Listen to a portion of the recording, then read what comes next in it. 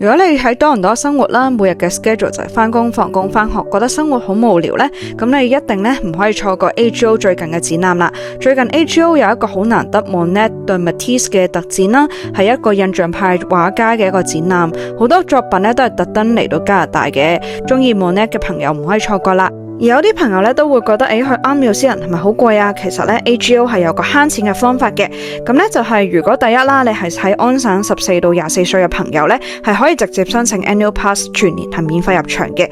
不限次數啦，係睇特展同埋常設展都得。如果你已經超過24歲咧，單次門飛大概係30蚊加紙啦。而如果加多10蚊加紙咧，就可以 upgrade 成 Annual Pass 啦。咁咧就可以1年啦，唔限次數入場。第三，如果你都係偶然嚟睇下嘅話咧，每個月第一個星期三嘅夜晚6點到9點 AGO 都免費開放嘅，不過就要記得網上提前預約啦。第四就係好多留學生都唔知，如果你有多倫多嘅圖書證嘅話咧，咁咧其實你係可以借到博物館嘅免費飛嘅，都可以慳翻一筆錢啦。數量有限，一定要提早預約啦。以前啦，我會覺得行美術館好似好高深咁啦，但係當我企喺 Monet 嘅油畫面前呢，我見到嘅係嗰種光影啦、色彩嘅完美結合啦，同埋不足嘅 layers 啊，而嗰種好似同畫家聯繫嘅嗰種感覺咧，係比睇短視頻更加爽噶。如果你想要更加多關於多倫多博物館嘅免費攻略啦，咁可以留言博物館，我整理一份俾大家。